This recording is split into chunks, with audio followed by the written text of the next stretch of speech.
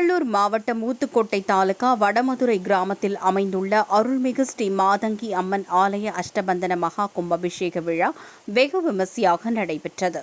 அருள்மிகு மாதங்கி அம்மனுக்கு புதியதாக ஆலயம் நிர்மாணிக்கப்பட்டு மகா மண்டபம், விமான கோபுரம், ஆலய பரிவார தெய்வங்களுக்கு மண்டபம் அமைத்து மகா கும்பாபிஷேகம் நடைபெற்றது.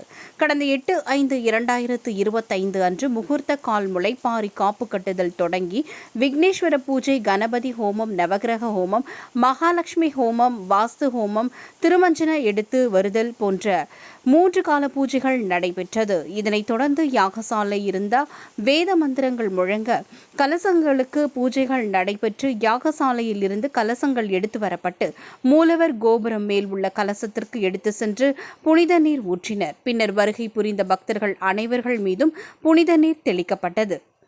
ஸ்ரீ மாதங்கி அம்மனுக்கு அபிஷேகம் மற்றும் அலங்காரம் செய்யப்பட்டு பக்தர்களுக்கு காட்சியளித்த அம்மனை தரிசனம் செய்தனர் பக்தர்கள்.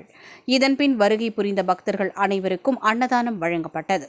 மகா கும்பாபிஷேக விழாவை சிறப்பான முறையில் ஏற்பாடு செய்திருந்த மாதங்கி தமிழ் நியூஸ் பத்திரிகை ஆசிரியர் வெளியிட்டுள்ளார். போந்தூர் வி. ராம்குமார் அவர்கள் மற்றும் சகல குடும்பத்தினர் மற்றும் வடமதுரை போந்தூர் கிராம மக்கள் மற்றும் பொதுமக்கள் சிறப்பான முறையில் ஏற்பாடுகள் செய்திருந்தனர்.